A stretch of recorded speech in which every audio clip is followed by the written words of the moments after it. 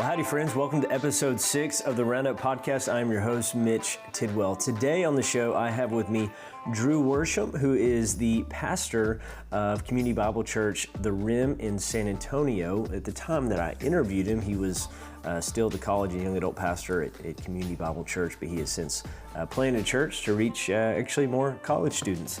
But we have a fascinating show today. The information that I talk about with Drew is about how to move students from being strangers to family, and this is one of my favorite episodes so far. Drew has some super insightful things to say about how do we move us from feeling like strangers to this once a week thing, or maybe even twice a week gathering, to feeling like we are a family on mission together. And the truth is that sounds great, and we all want that, but what that requires of us as leaders is to be vulnerable. And I'm actually just going to quit talking because this stuff is just absolute gold. You need to listen to it, and Drew will do an even better job of explaining, providing illustrations. It's just awesome. So listen up with me and Drew as we talk from moving your students from strangers to family. You're listening to the Roundup Podcast, a podcast on reaching the college campus, developing leaders, and sending out kingdom multipliers. This podcast is created by the Southern Baptists of Texas Convention and provided through cooperative program giving.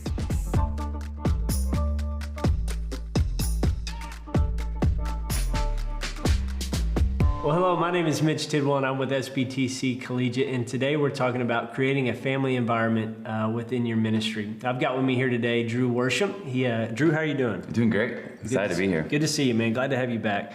So Drew is the college and young adult pastor at Community Bible Church in San Antonio, Texas. Fall 2019, planting a church, right? Yeah, September. Cool. So one of the things I love about Drew and his crew and his team is how they create a family environment within their ministry. And I really think we don't create family environments just for the sake of it, but it's really the way like Jesus made disciples. Like I think when you look at the way Jesus made disciples, he got these men together who some of them were strangers, but he brought them together to become family. And I really felt like that fostered a disciple-making environment. So Drew, you stepped into Community Bible Church how long ago?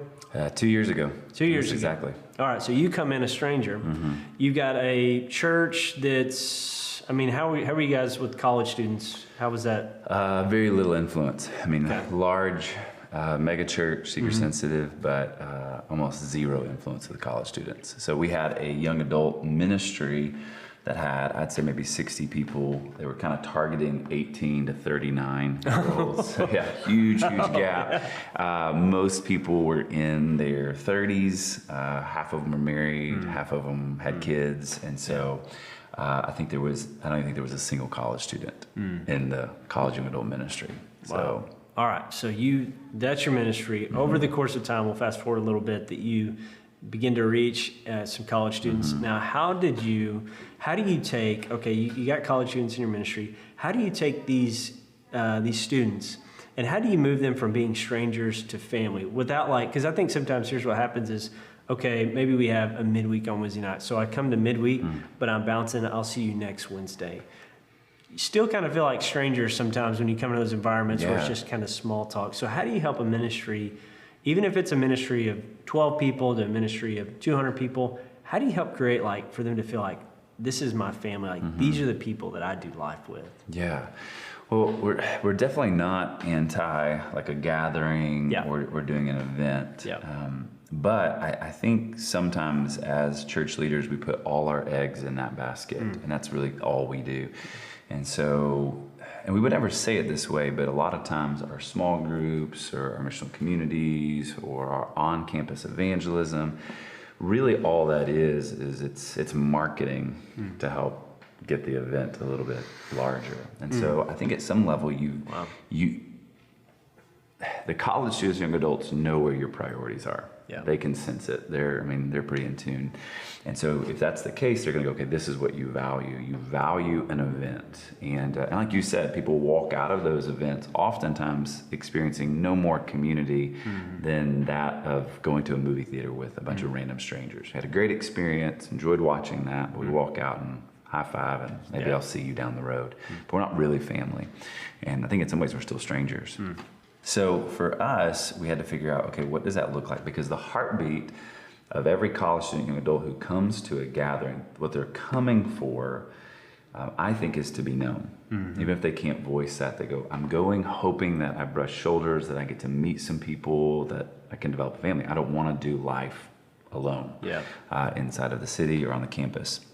And so how do you do that on a Thursday night or Wednesday night or Tuesday night, whenever you have that event? And it's difficult. And so what we started doing is we said, hey, I think it starts with staff and it starts with key leaders. If they're not experiencing family, there's no way for them to leave and create family. We did this, my wife and I have been going through the foster care system, going through classes. And one of the first classes, something that was said that really just, struck me so hard was, he said, hey, there's roughly, there's several thousand kids that are growing up in orphanages. And he said, well, they don't call them that, the foster system, but that's what they are. And he said that kids weren't meant to be raised in institutions. They were meant to be raised in homes. And that struck me, and I was like, okay, wait, how funny is it that we have these people who go from death to life, born again, these spiritual babies that are meant to be, they want to be raised as children, and we've somehow tried to raise them in institutions or an event world versus actually in our homes as a family. And we're commissioning our people, go make family, and they're like, I have no idea what that even looks like. I can't even, all I know is the institution. All I know is Bible study. All I know is programs. And so we had to start that, and we started it with just going, hey, come do life with us, be in our home, and we'll teach our staff and we'll teach our core team how to do this, and then we'll send you out. So you started, obviously, from the top as a leader. You're getting your leaders on board, creating family with them, and then hoping that eventually that would become culture, like that would just kind of wave itself through the student body. So how does, let's just say, all right, I'm a leader, college leader. I've got a couple other leaders or just main influencers in my ministry. I've got them here, but how do I create that family? Is it going out to eat? What is that? How does that even look like practically? Yeah, so the small, simple thing is after every gathering, we go to one of the nearest restaurants that can kind of host and create this Tex-Mex restaurant, and we just go and we eat dinner. That's helpful, but I don't think it's I don't think it's a jackpot. For us, what we did is we chose a different night of the week, and so let's say a Sunday night or Monday night, and said, hey, why don't you come over to our house? Almost not that it was required, but kind of we expect you to be at our house. We're going to share a meal together. We'll take turns cooking, so we rotate and sign up, and you come early to our house and use our dishes, and you make a meal, and then we share a meal and we share life together. And then we use that time to essentially breathe life into them and maybe do some training at some point. And so we're teaching them how do they share their story, how do they share the gospel, how do they love people, how do they engage the campus. And so what happened is, then once a month we would throw these parties at my house. So it's like, hey, this has been great. We're loving each other. We're starting to figure out how to do community together. Let's invite our college friends over and let's just throw a party. And so that they got to just be a part of it. What we noticed is that over the course of those parties, people were engaging these strangers, loving them, sharing the gospel with them, and over the course, not just at the party, maybe they build a relationship and then follow up with coffee. But then we had these students that would give their life to Jesus and go, hey, can I be a part of what you guys do on Tuesday night? And so we found out that it's so much easier to invite someone to a dinner table than it is to invite someone to a church building. And that's kind of how, and we watched these things grow. And then we got to where we couldn't fit people in our house. And so we would say, hey, it would be like if Mitch, you and your wife say, hey, well, why don't you guys start doing this at your house? You've been walking with us for a couple months, 6-7 months. You got it. Take as many people as you want and start this in your home. And so, it's not, for us, we didn't invent that. It's not rocket science. This is what, a lot of churches refer to. It's what we refer to as missional communities. It's a family that's on mission. And that was just what happened. And then it multiplied and multiplied. And then over the course of really the last year, I went from 1 to now 11 missional communities, many of them having 20 to 30 people in their homes. That's incredible. So Going back to thinking about family, as we frame that conversation, there's really a lot of, family, people love each other, they're accountable to each other, but yet this family environment is also really a tool for evangelism and actually reaching people with the gospel. Because I think, as you said, people weren't meant to be raised in institutions. And I think even when we think about culture, our culture and where it's at today, you just see a lot of brokenness in homes. And I think people are longing for that family environment, a place where they can belong, a place where they feel welcomed and wanted, and all those kind of things. And what you see is that when you have a Christian community and people that are far from God see that becomes very attractive. And just this family of doing life together that's fun really has a lot of purpose behind it, because lost people are coming to know Jesus through it. So that's pretty sweet. So there's two sides of family. It's like purpose and play. Like, hey, we're gonna have fun, but man, there's a lot of purpose behind this thing. And we think we have to like separate those two, but really those two is what creates the family. Side by side. Yeah. How has this affected? Like, what are some of the things that you could, as far as you mentioned, like opening up your home, having a meal, what are some other things that just pieces of wisdom of how you can begin to implement a kind of a family environment in your ministry? Yeah. Gosh, that's a good question. Ultimately it all lands on culture. Yeah. And culture, I think, comes from the leadership. And so, like, are you as a pastor, you can tell people you should open up your home, you should do life like this, you should be on campus. But if you're not on campus, your leaders aren't going to be on campus. If you're not opening up your home, like, your leaders aren't going to open up your home, or they're not going to open up their home. And so I think it's doing it. One of the things that we've done, it's constantly inviting people. You tell yourself, hey, our home's open, college students swing by, and they test you. They're like, do you really mean that? Or is that, because, we say those things. We go, oh my gosh, anytime you need anything, just let me know. And then we just assume that you don't really mean it. So we had to train our people in that. So for example, and I know this can be extreme for some people, but we got a keypad on our door. So that we could actually give out, instead of handing out keys, we could just say, hey, this is the code, swing by anytime. And we would have college students that would come over, and it would be late, because they don't have any awareness of time. So it's midnight, and my wife and I would go to bed. And they go, oh, sorry, we'll leave. We'll go, no, don't put that pressure on us, because what you're communicating to us is that we have to stay up and entertain you for you to stay in the house. Yeah. You know how to lock the door. We'll see you tomorrow. And little things like that have trained our people to go, oh, it really is our home. We've had those dinners like on Monday nights where Jen and I have been out of town doing events, and we go, you guys know what to do. And they still host it at our house. And so, right now we have 2 college students that are that's as of this week. They just were like, hey, situation, I need a place to live for a couple months. Yeah, totally. We got 2 extra bedrooms. And so they just moved in, 2 separate college students, 2 separate stories. It takes a little bit of like, is it okay if I stay here? Are you sure? And, but we've created that environment, both of it was 2 couples that started living together, and God has been working on their heart. And they're like, I don't think this is what God is asking of us, both brand new believers, 4 of them. And so we want to do this God's way, but we can't afford a separate place. So we're like, well, cool. Well, the ladies come live with us. That's awesome. So, but it's just, it's having and developing that culture where people start to really believe, like, you mean it. Like, your home really is open. And so for us, you're talking 4, sometimes 5 nights a week. People are over at our house. But that also, not just the campus, that happens in your neighborhood. Gosh, we have our non-believing neighbors over to the house. Throughout the week. And sometimes it's quick, just hey, go swing over, we got extra food, hang out. But it's developing that to where your neighborhood actually becomes a little bit of a family. And we're getting to watch that, which is really cool. So I imagine when you're doing that, one, you got to create the margin to have that space, be okay with people coming in. I think we have a tendency in ministry that we kind of put on a face, but what you're doing is you're kind of letting the guard down. Hey, come in, come see my life, come see the way that I love my wife, that I treat my child, that that we're doing life. But and we don't think about this stuff as like disciple making, because sometimes we think, well, this isn't really disciple making. Disciple making is sometimes we need to be in a study or we need to be doing something like that. But really, this life on life, just seeing godliness lived out, really enhances disciple making.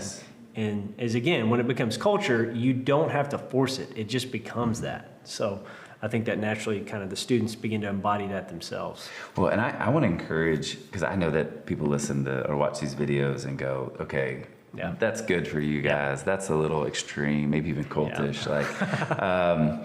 But gosh, and I'm married, I have a 4-month-old kid, and life it's actually easier this way, I would say. So you have to get over yourself and just to go, okay, hey, our house isn't clean all the time. That's not real life for us. We don't always eat steaks and potatoes, when people come over. Like a lot of times we have mac and cheese and hot dog weenies that we cut. And so if you come over and you eat with us, that's what's on the menu that night. And so inviting you into our regular, messy life, and that's where real discipleship happens. That's what Jesus did. He said, come follow me. Like John's disciples go, where are you staying? He goes, well, come find out. Come stay in the tent with me. And Jesus just invited these 12 teenage boys into just walking with him and living life with him. And that's where the teaching, we've somehow condensed I think discipleship into information transfer. So let's meet up, have coffee one-on-one, and I'll tell you all the things that I know. And I think that was a tool that we had to use in the past. And I'm not kind of shaming that, but I love how Paul would tell us in 1 Corinthians. He said, hey, you've got 10,000 guardians or mentors, people who will teach you information, but what you lack is spiritual parents. You lack spiritual fathers. And the difference between a mentor and a father is a father does life side by side with his children. And I know with my daughter that I can't meet with her at Starbucks, once a week and go, okay, sweetheart, let me tell you how to be the best kid, tell you how to love your mom, tell you to do your chores. Okay, sweet, I'll see you next week. Yeah. No, for her to fully develop into all that God has called her to be, she's got to do life with us, like every waking moment. Now, that's way messier. But it's way simpler. So it's messier and simpler, and somehow we've taken discipleship and we've made it sterile and complicated. And I don't know how we did that. Yeah, it's a great thought. Because even you look at Paul in 1 Thessalonians, he uses the imagery, I was like a father to you, I was like a mother to you. And great illustration with your daughter. Like I don't sit my daughter down at Starbucks for an hour and say, all right, we'll see you next week. And really as disciple makers, we do become spiritual fathers and mothers to those, and which takes more than a once a week kind of thing. It's a sharing of life. And man, great. That's a great illustration, man. That blessed me. Well, we need to see the messy parts as well. And I think it's easy over coffee. What I really want, Mitch, if I was discipling you, I want you to see the polished presentation of myself, where I have, really clever things to say. My marriage is going great. I'm the best dad. I'm the best, employee. I want to give you and present that to you. And oftentimes I think that's why we don't make disciples, because we feel like, well, I'm not there yet. And I think what we have to tell ourselves is we don't have it figured out. And the people that we're discipling need to know that. Yeah. And so I invite you into my life. And we say this often at our church. If I'm discipling you, you need to see me get frustrated. You need to see me get upset. You need to see me at some point say something inappropriate to my wife. And what I mean by that is, because the reason for that is because more than anything, you need to see me repent. And you need me to go, hey, Mitch, like I shouldn't have said that to Jane. Like I crossed the line. I was in my flesh and I blew it. And I'm going to go apologize to my wife. Hang tight, and they need to see, how does a godly man repent? And they need to see how does a godly man buy groceries? How does a godly man change his oil? Like all those things. We live in a fatherless generation, and in some ways a motherless generation.